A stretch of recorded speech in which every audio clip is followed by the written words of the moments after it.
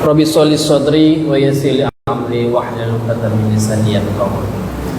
Marilah kita panjatkan syukur alhamdulillah kepada Allah Subhanahu wa taala sehingga karena kita telah diberi nikmat kesehatan, nikmat hidup, nikmat iman, ihsan serta Islam sehingga kita bisa berkumpul di majelis yang insyaallah dimuliakan ini. Salawat dan salam mari kita aturkan kepada Nabi Muhammad sallallahu alaihi wasallam, karena melalui beliaulah agama Islam itu disempurnakan paripurna sehingga kita bisa menjumpai Islam, agama Islam yang ada saat kali ini. Terima kasih kami sampaikan kepada PCM Semarang Barat maupun Lazismu kantor layanan Semarang Barat yang telah mensupport dari segi materi maupun non material. Terima kasih pula kami sampaikan kepada Takmir Masjid Baitul Iman serta remaja Masjid Baitul Iman yang telah mensupport kegiatan ini, serta Angkatan Muda Muhammadiyah Semarang Barat. Pada malam kali ini kita akan membahas suatu materi yang mungkin di luar kajian agama, tapi masih tetap saja ada kaitannya. Maka dari itu kami menyebutnya adalah kajian, bukan pengajian. Karena kajian itu yang menjadi pemateri maupun yang ikut mengaji, ikut berpikir. Karena kalau pengajian itu sifatnya pasif untuk jamaahnya, hanya mendengarkan sang pemateri ataupun kiai ataupun ustadz yang di depan. Maka dari itu kami namanya kajian teras milenial, karena kajian itu dituntut berpikir. Karena sejatinya anak muda itu harus terus berpikir dan berpikir. Pada malam kali ini pematerinya sudah tidak asing lagi. Beliau seorang motivator, juga seorang ahli di bidang insyaallah IT, yaitu Mas Galih Triandanu, Magister Komputer SIKES. Beliau akan membawakan materi yang berjudulkan mencegah data pribadi kita yang bocor.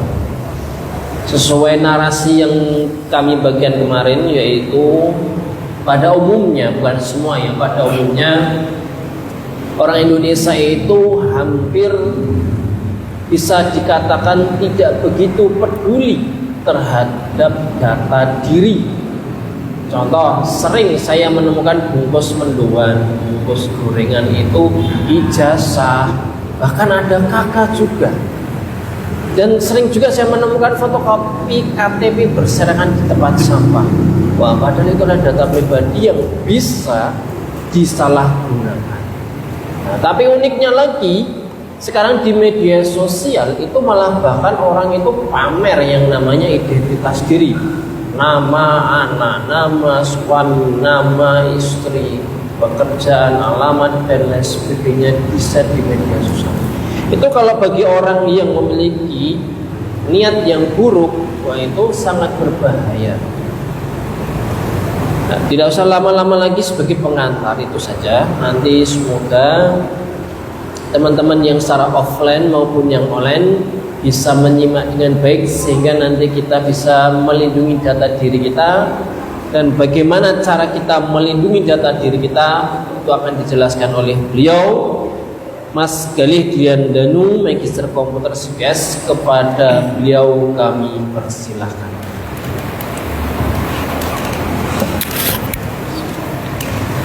Assalamualaikum warahmatullahi wabarakatuh. Alhamdulillahirabbil alamin. Asyhadu an la ilaha illallah wa asyhadu anna Muhammadan abduhu wa rasuluhu la nabiyya ba'da. Allahumma shalli ala Muhammad wa ala ali Muhammad kama shallaita ala Ibrahim wa ala ali Ibrahim innaka Hamidum Majid. Rabbi shrah li sadri wa yassir li amri wahlul 'uqdatam min lisani yafqahu qawli. Amin ya rabbal alamin. Alhamdulillah, pertama-tama mari mengucap syukur bahwasanya pada malam hari ini kita masih diberikan kesehatan sehingga bisa mengikuti pembahasan tentang mencegah kebocoran data pribadi kita, yang dimana nanti kita akan bahas kenapa itu bisa bocor. Ya. Sebelum kita melakukan pencegahan, kita harus tahu sebab data itu bocor. Sebelum masuk ke materi, alangkah baiknya kita tetap yang pertama mengucap syukur, yang kedua kita mengucap sholawat, dan itu jangan pernah lupa kita haturkan sholawat kepada Nabi kita Muhammad SAW serta keluarga, sanak saudara dan para pengikutnya, yang semoga kita menjadi pengikutnya Rasulullah. Dan materi malam hari ini memang yang kata MC tadi, ya, Mas Arifin, itu yo rakno hubungannya karo ngaji dalam arti ilmu agama. Ya kalau ditarik ya bisa saja, tapi memang tidak secara langsung. Baik, langsung saja karena ini waktu yang terbatas. Data bocor. Ya, bocor itu berarti kita tahu apa enggak? Yang namanya bocor itu kita tahu apa enggak? Tahu kalau data kita itu diambil oleh orang lain atau digunakan oleh orang lain. Nah, sedangkan di dunia sistem komputer atau di dunia IT itu kebocoran data itu kadang kita tidak menyadarinya. Kalau ban bocor jelas langsung kempes atau paling tidak dinaiki itu kerasa tidak enak. Tapi kalau data yang bocor ini kita kadang tidak tahu, tiba-tiba kita jadi korban. Ya, yang pernah kejadian adalah ketika tiba-tiba dapat tagihan. Ya, dapat tagihan, kita punya hutang dijual di platform online, pinjaman online. Sedangkan kita tidak pinjam. Kita tidak pinjam, tapi tiba-tiba dapat tagihan kalau kita pinjam. Loh, dapatnya dari mana? Ya dari KTP. Karena yang pinjam online itu syaratnya gampang sekali. Cukup menyodorkan KTP, ya, nomor NIK, sudah di ACC. Loh, mereka bisa sepercaya itu bagaimana? Penagihan dan sebagainya. Nah, tentunya saat kita menginstal aplikasi tersebut, nah ini yang jadi kesalahan. Kebanyakan dari kita yang secara literasi bahasa. Literasi itu apa ya? Literasi itu apa? Secara kebiasaan kita dalam membaca itu kita tuh masih minim sekali. Kita nginstal aplikasi itu pokoknya next. Tidak pernah dibaca ketentuan syarat yang berlaku. Bahkan beberapa aplikasi itu minta izin untuk akses ke kontak. Ya kan? Akses ke kontak, akses ke galeri. Galeri itu padahal ada video, ada foto dan lain sebagainya, dan itu kita izinkan. Kita sendiri yang mengizinkan. Tapi ketika itu dimanfaatkan oleh pihak aplikasi, kita protes. Wah, data saya dimanfaatkan loh. Wong kalian yang mengizinkan, diri kita yang mengizinkan kok. Makanya dalam pinjaman online seringkali, maaf nih, Mas Arifin yang pinjam uang, ya, secara sadar Mas Arifin yang pinjam uang, tapi yang ditagih itu teman-temannya yang ada dalam kontak handphonenya Mas Arifin. Coba Kenapa dia bisa mengakses itu? Ya karena saat menginstal aplikasi kita memberikan izin untuk aplikasi tersebut mengakses atau bisa melihat nomor yang ada di handphone. Terus salah siapa? Wah, kalau gitu kita tidak usah izinkan.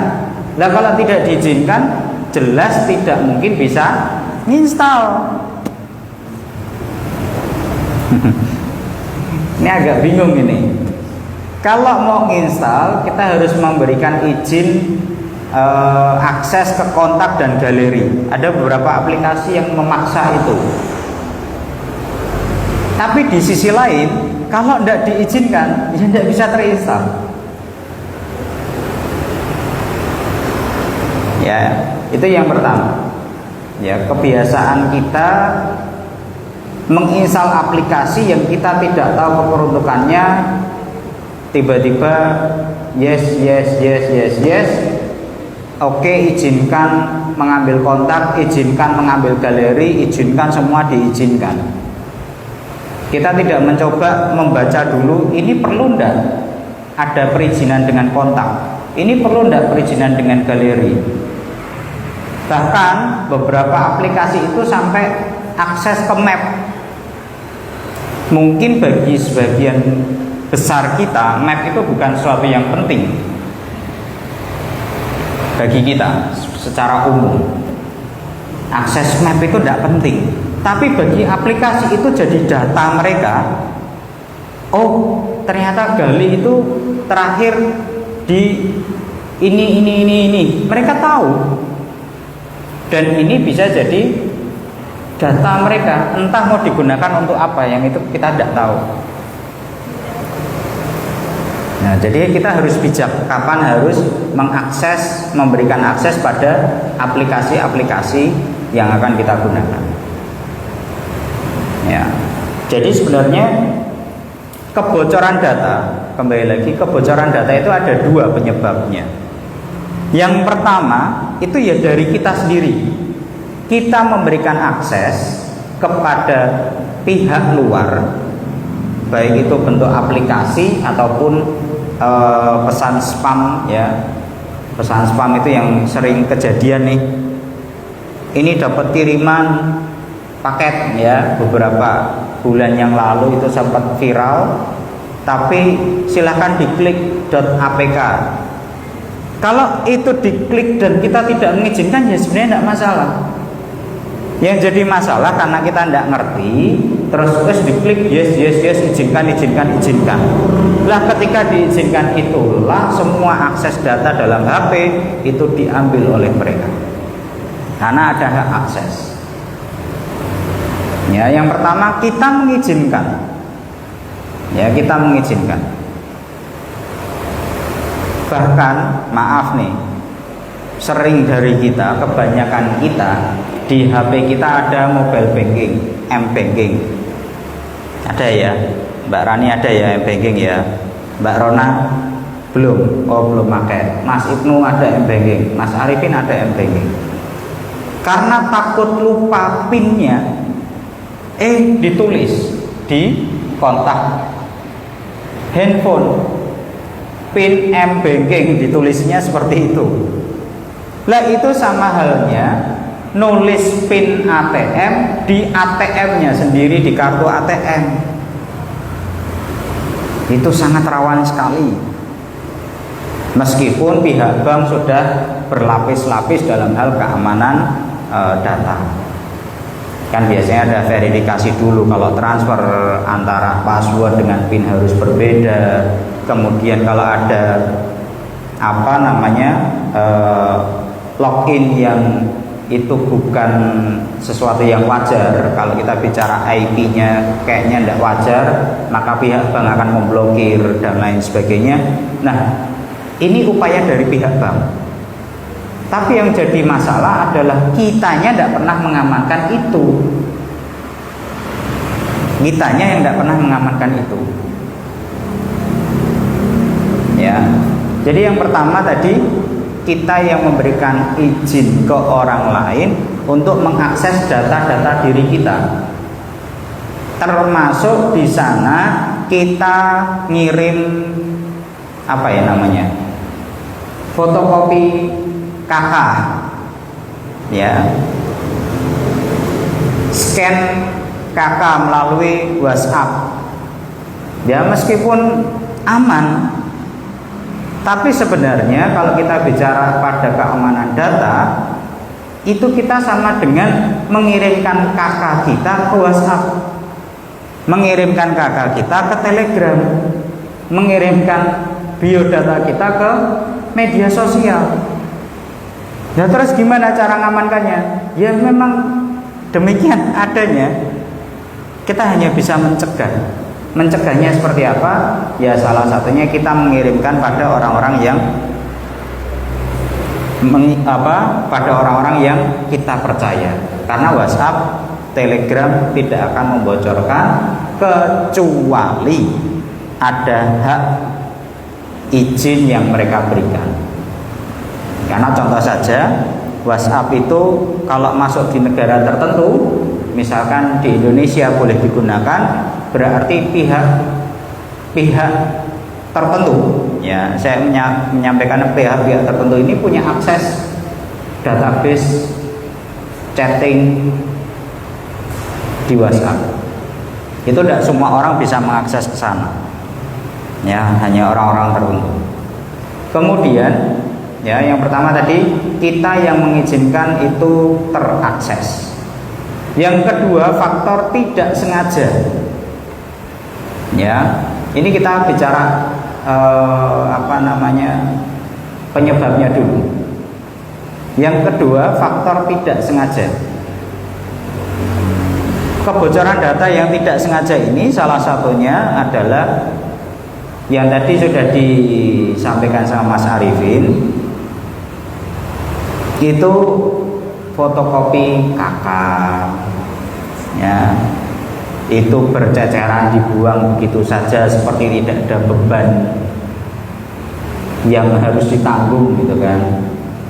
Kemudian fotokopi KTP, kayaknya kalau jatuh di jalan ya sudah, kayaknya tidak penting, halah mau fotokopi, halah mau sekedar sak lembar fotokopi.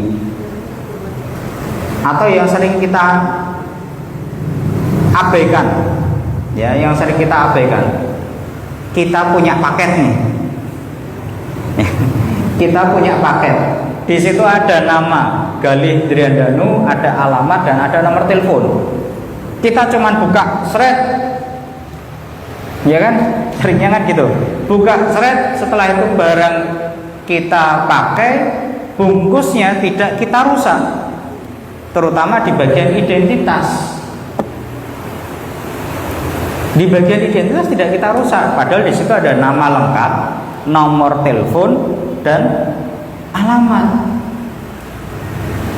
Ini sudah data yang cukup untuk digunakan di yang sifatnya tidak perlu yang jelimet-jelimet, misalkan untuk penipuan dan lain sebagainya. Ya. Nah ini karena ketidaktahuan kita sehingga terjadilah bocor data kita. Jadi karena ketidaksengajaan, paket, alamat, ya sudah pokoknya buang. Kita berpikirnya, alah orang kanggo, alah orang penting kok, sopo sing meh nganggo alamatku. Padahal ketika itu dimanfaatkan, itu ya bisa. Ibnu tiba-tiba pesan, ya pesan GoFood nih, yang paling sederhana, pesan makanan online. Kemudian dipesankan atas nama yang ada tulisan di paket itu. Yang pesan Ibnu, tapi karena mau ngerjani pemesan Galih Driandanu, alamat rumah. Dari situ itu ya tergolong data kita bocor. Kenapa bisa dikatakan data kita bocor?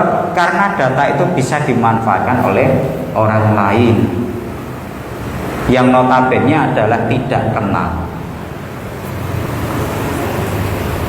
Ya, ini kita seringkali mengabaikan itu. Fotokopi, udahlah tinggal fotokopi, udah satu hilang wis ora apa-apa, ndak perlu dicari. Padahal itu penting sekali.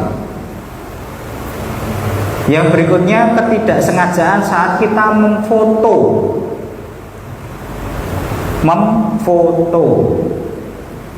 Ya, saat kita pamer biasanya kartu pemilih misalkan ya, kita jadi di KPU besok nih pemilihan coblosan, terus kita ini loh kan biasanya dapat kertas PPT DPT. Nah, kertas DPT itu kan identitas kita semua. Kita bikin status di foto, cekrik, alhamdulillah terdaftar. Sekedar itu, cuman tidak di blur, tidak dikasih emoticon, tidak dikasih coret-coret di bagian identitas kita, sehingga itu bisa diambil sama orang lain. Nah, ini juga bagian dari kebocoran yang tidak disengaja karena kita tidak tahu kalau itu bisa dimanfaatkan. Ya. Nah, masuk ke cara mencegahnya. Tadi kan penyebabnya masih banyak sekali. Termasuk di sana faktor ketidaktahuan kita tentang teknologi. Ketidaktahuan kita tentang teknologi yang tadi sudah ya sedikit dibahas, kayak misalkan PIN biar tidak lupa disimpan di HP. Itu karena kita gaptek, kalau bahasa sederhananya itu tuh kita gaptek. Nah, kemudian informasi kita tidak pernah diupdate. Ya, terutama ini yang muda-muda ini, email itu diabaikan, ya sudahlah, tidak penting, tidak usah diupdate. Padahal Facebook kita, Instagram kita itu pasti akan diminta data kita, mulai tanggal lahir, mulai dengan email dan lain sebagainya. Apalagi kalau seperti orang-orang yang memang bekerja di bagian sistem, di bagian IT, ini email ini bisa jadi rentan sekali dan harus hati-hati. Mungkin bagi Mas Arifin email kebobol tidak begitu bermasalah. Kenapa? Karena emailnya hanya sebagai pengguna, bukan sebagai admin. Tapi kalau sebagai admin itu bisa masuk ke sistem dan bisa merubah dan akhirnya bisa mengganti pengguna yang sudah ada, dialihkan ke pengguna yang lain. Nah, ini lebih bahaya lagi. Dan ini memang salah satu bentuk kebocoran data yang tidak bisa kita duga. Ya, tidak bisa kita duga. Nah, pencegahannya bagaimana? Ya, yang pertama jelas tidak kemudian mudah percaya pada aplikasi yang kita install. Ya, tidak mudah percaya pada aplikasi yang kita install. Baik itu melalui chatting yang mengatakan kalau Anda sudah menerima paket, silahkan di tracking paket ini melalui aplikasi ini. Jangan mudah percaya, jangan mudah diklik. Tanyakan pada ahlinya. Prinsipnya adalah jika kita tidak mengetahui perkara, maka tanyakan pada ahlinya. Jadi ketika sama seperti kita tidak tahu cara sholat, maka tanyalah orang yang tahu cara sholat. Jangan tanya pada orang yang tidak tahu cara sholat, mesti ngajarinnya jadi salah. Sama ketika di teknologi juga demikian. Kita tidak tahu nih aplikasinya beneran apa enggak nih. Ya kita tanyakan pada yang ahlinya. Baik saudara kita, tetangga kita, dan itu kita tidak usah malu untuk bertanya. Daripada setelah kita install aplikasi itu, kemudian data diambil oleh aplikasi itu, kita mau apa? Tidak bisa berbuat apa-apa kecuali merubah PIN atau melaporkan bahwa akun kita diretas atau dimanfaatkan oleh orang lain. Ya. Jadi yang pertama, jangan mudah percaya untuk menginstal aplikasi yang asing. Yang asing. Ya, ini biasanya yang muda-muda nih. Ada tawaran di internet, WA bisa ganti warna misalkan. Ya, WhatsApp bisa ganti warna, tapi harus install aplikasi pihak ketiga. WhatsApp tapi pihak ketiga. Wah, enggak apa-apa lah, yang penting lucu. Tulisannya bisa ganti-ganti, tapi bukan WA yang officialnya, bukan yang resmi. Terus diinstal. Setelah diinstal, suatu ketika WA-nya dimanfaatkan oleh orang lain, geger. Loh, WA aku dihack. Ya, WA saya dihack, WA saya diretas, padahal dia sendiri yang mengizinkan orang lain untuk mengakses. Ya, yang pertama, jadi kita jangan mudah percaya menginstal aplikasi yang itu kita tidak tahu sumbernya.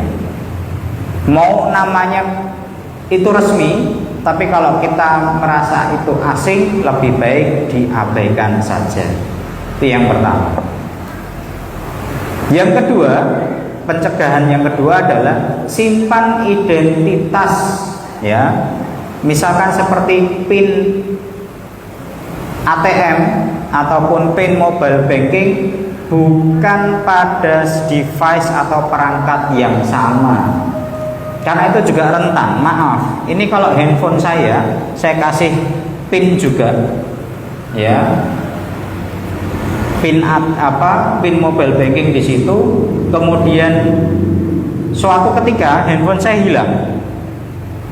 Nah, ini bisa seketika hilang juga uang saya. Kenapa? Karena orang bisa mengakses mobile banking saya melalui PIN yang saya simpan di HP itu juga. Jadi sebenarnya kita sudah jadi korban karena HP kita hilang. Yang menemukan dapat untung, bukan dapat rezeki ya. Rezeki itu kan sesuatu yang baik. Ini dapat untung, double bonus ini. Sudah dapat HP, dapat uang ATM atau uang yang ada di bank yang punya HP itu. Wah, ditransfer lah. Tiba-tiba saya dapat email, saya melakukan transfer sekian rupiah ke rekening yang saya tidak kenal. Ya, meskipun itu kalau dilaporkan bisa-bisa saja, tapi kan prosesnya jadi panjang karena harus berurusan dengan polisi. Maksudnya harus ada pembuktian bahwa itu memang bukan saya yang melakukan, harus ada identifikasi dulu. Wah, panjang sekali. Dan itu pasti cukup memakan waktu dan sangat melelahkan. Ya, jangan menyimpan password, PIN atau dokumen yang sifatnya pribadi di tempat-tempat yang mudah diakses oleh orang lain. Ya, itu yang kedua. Yang ketiga, pencegahannya adalah dengan melakukan update, ya, penggantian PIN, penggantian password secara berkala. Tapi ingat, jangan disimpan di perangkat yang sama. Yo, sudah diganti tapi disimpan di perangkat itu juga percuma juga. Itu masih rentan.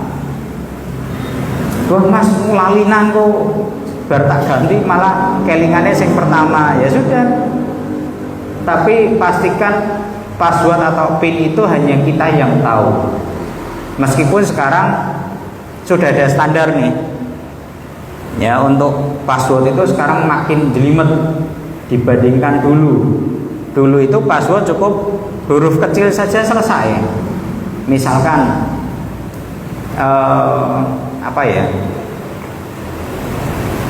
Bejo untung, udah itu jadi password. Atau sekedar 1, 2, 3, 4, 5, 6 itu dulu bisa diakui sebagai password. Sekarang tidak bisa. Sekarang harus acak. Bahkan 6, 5, 4, 3, 2, 1 itu juga sekarang pihak autentikator atau pihak yang mengautentikasi password itu sudah dilarang password yang sifat polanya sama. 9999 dulu masih bisa, sekarang tidak bisa. Ini bentuk keamanan data yang semakin kesini semakin susah menurut saya. Ya, semakin susah. Dan itu juga kita harus ngikutin. Jangan terus wah passwordnya tambah angel. Ya enggak, memang itu demi keamanan data kita. Makanya kita juga harus update. Jangan ketika ada notifikasi baik dari Facebook, Instagram, dari pihak bank untuk melakukan pembaharuan PIN, lakukan. Karena mereka pasti punya alasan kenapa kita diminta untuk melakukan perubahan password atau PIN. Lakukan saja. Seperti contoh email. Ya, email itu sekarang harus ada nomor telepon. Kalau kita punya email itu harus ada nomor telepon. Untuk apa? Kalau email kita dimanfaatkan oleh orang lain, maka secara otomatis Google itu akan menghubungi nomor telepon yang ada di email itu. Celing, kita dapat notif, kita dapat pesan kalau ada proses masuk di akun atau di perangkat X. Nah, ini yang juga sering diabaikan oleh kita. Alah, ora penting nomor telepon, sing penting emailnya iso dinggo. Padahal di dalam email itu ada berkas ya tadi KK, KTP, ijazah, apalagi surat akte tanah. Ya, semua berkas kita di-scan. Kemudian diupload di Google Drive. Tapi akun email kita ya bisa gampang passwordnya bisa ditebak. Misalkan nama Arifin, passwordnya Arifin tahun lahir 1989. Orang bisa ngakses, iseng masuk, ya sudah, data yang di situ ya sudah bocor semua. Ya, jadi yang kedua, pastikan bahwa pembaharuan PIN dan password diganti secara berkala. Atau paling tidak ketika handphone kita ganti, ya, handphone kita ganti atau nomor kita ganti, semua informasi yang berkaitan dengan itu juga ikut diupdate. Karena ini penting. Ketika ada proses diretas, kita dapat notifikasi di nomor yang sedang kita gunakan, bukan nomor yang sudah mati. Ini yang sering kita abaikan juga. Alah, Facebook tidak penting lah nomorku, ya pakai yang dulu. Itu nomor sudah mati tidak dipakai, tapi tidak diganti dengan nomor yang sekarang. Geger ketika Facebooknya kena atau digunakan oleh orang lain. Wah, ini gimana? Saya tidak bisa login ke Facebook saya.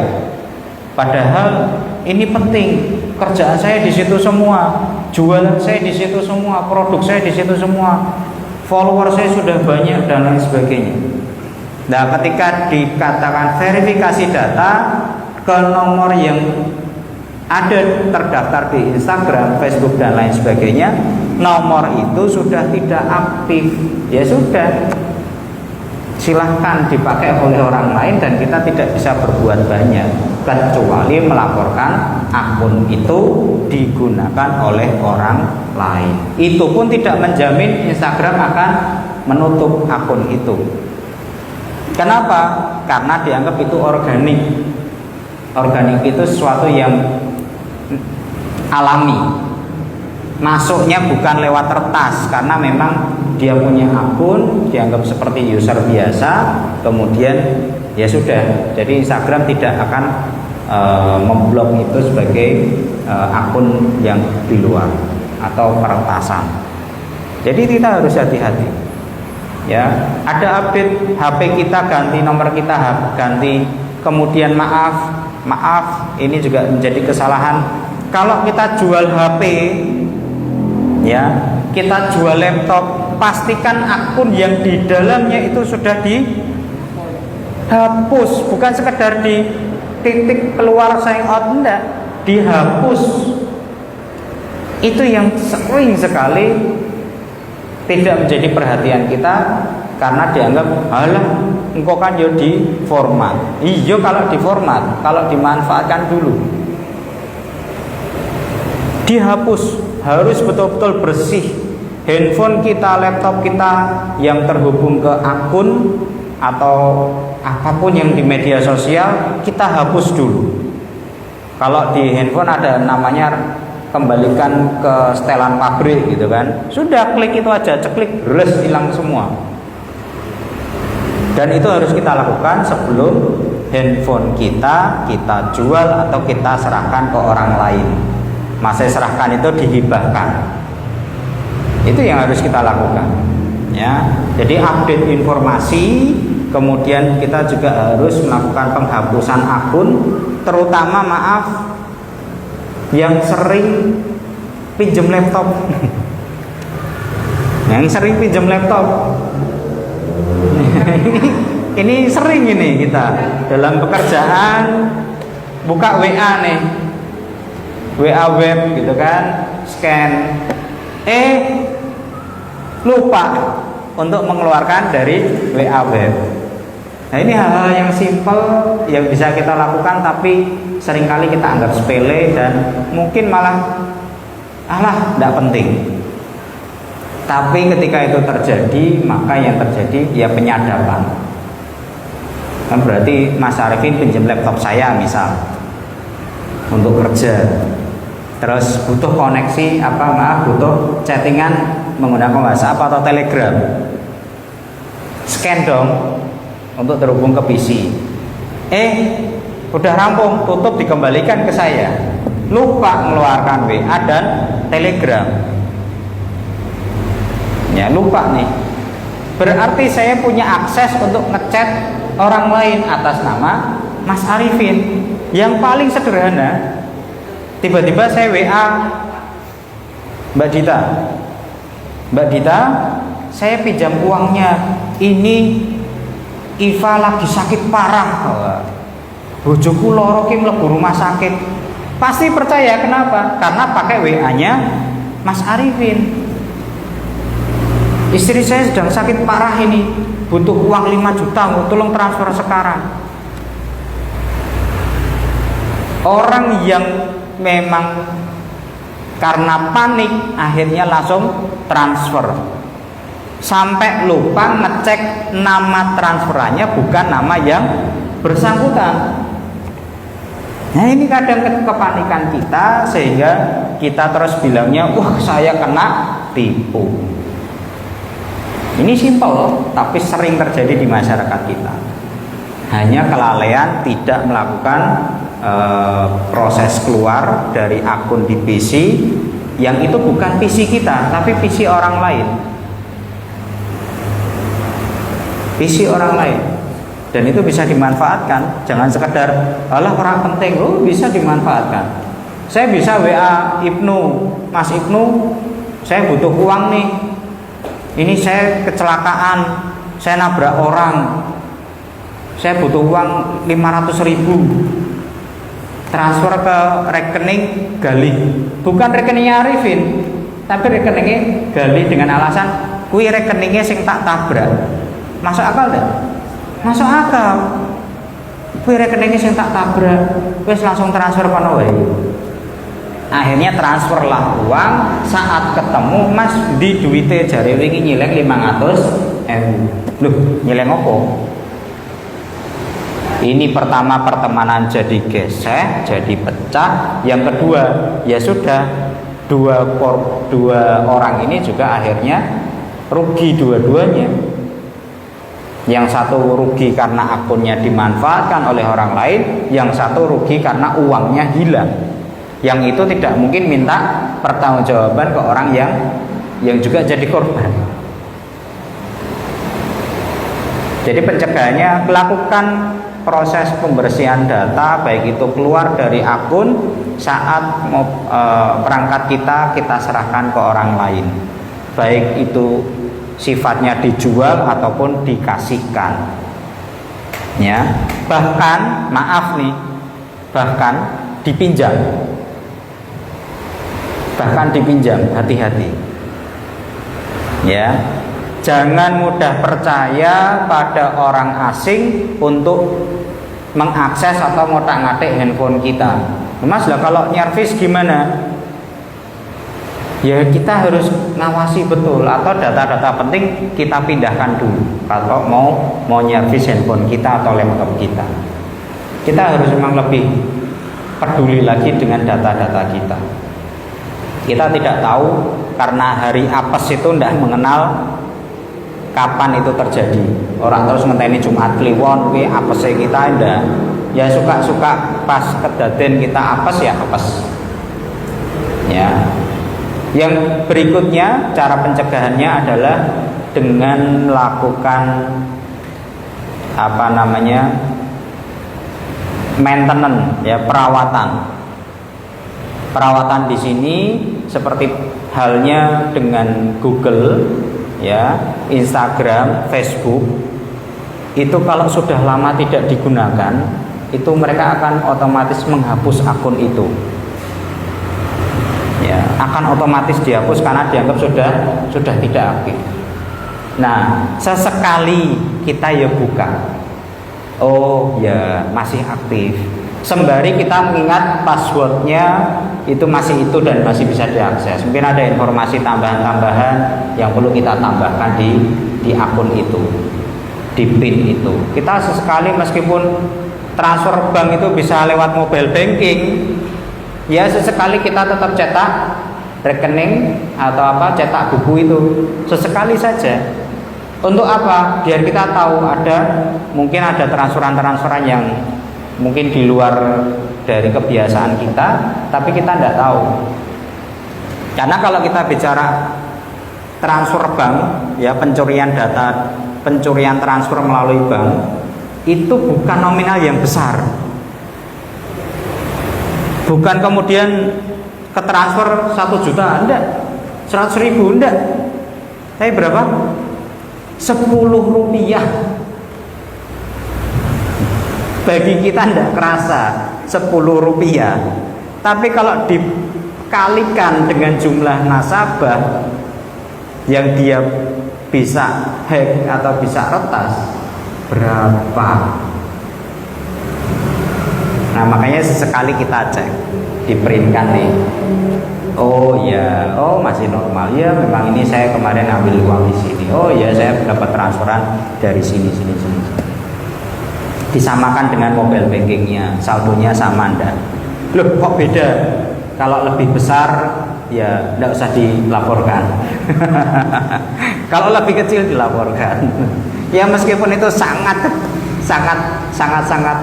tidak mungkin, ya, kesalahan data dalam hal tampilan antara di mobile banking dengan di buku tabungan kita. Tapi sesekali kita harus cek, ya, karena itu berkaitan dengan maaf.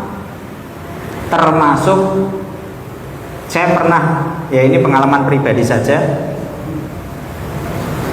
di salah satu bank saya nganggapnya ya sudahlah, uangnya masih di situ, cuman 5.000 atau berapa.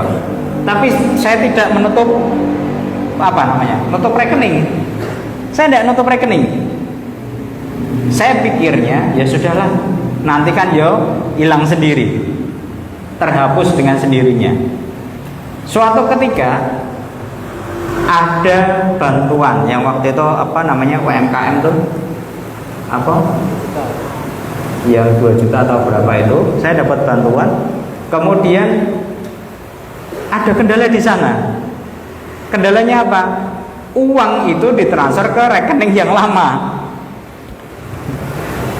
Secara data, rekening itu harus terverifikasi ke rekening yang lama. Saya bingung waktu itu. Lagi piye? Karena saya dianggap sudah punya rekening bank itu, ya di bank itu, dan otomatis ketika bank sudah verifikasi, maka langsung akan ditransfer ke rekening itu. Jadi belum ditransfer, tapi saya harus menunjukkan buku rekening itu ke bank untuk proses verifikasi. Saya dapat bantuan itu, baru bank akan transfer ke rekening itu.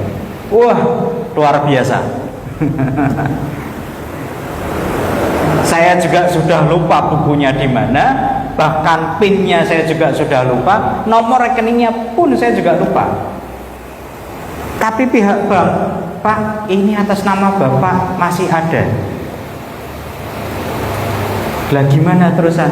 Kemudian dibantu oleh pihak bank dengan alasan buku tabungan itu hilang atau sudah tidak aktif, sehingga saya harus membuat pernyataan, surat pernyataan di atas materai bahwa penutupan akun atau penutupan buku itu sudah tidak digunakan lagi. Saya harus tutup buku dulu. Yang harusnya prosesnya hanya 5 menit jadi 1 jam. Ini beneran ini. Saya harus tanda tangan surat pernyataan materai 10.000. Wah, harus ngeluarin uang 10.000 yang harusnya tidak mengeluarkan uang. Ini hal yang sederhana yang waktu itu saya mengabaikan, Allah paling hilang sendiri. Ternyata ini jadi menggantung ketika berkaitan dengan bank itu, kita entah dapat apalah atau dan lain sebagainya. Jadi kalau memang sudah tidak dipakai, segera ke bank untuk menutup buku rekening. Misalkan email juga sama, ketika memang sudah tidak pernah digunakan, ya sudah dibersihkan, kemudian dihapus saja akun itu. Facebook juga sama, kalau memang sudah tidak pernah digunakan dan memang diniatkan tidak akan bermain Facebook lagi, ya sudah, hapus akun Facebook, rampung. Daripada suatu ketika tiba-tiba nama kita dimanfaatkan oleh orang lain. Itu ya. Mungkin itu dulu karena sudah jam 9 lebih. Mungkin ada yang mau bertanya. Monggo. Saya kembalikan ke Mas Arifin. Terima kasih Mas Dery atas informasi yang diberikan, luar biasa. Seharusnya itu dulu. Bagaimana cara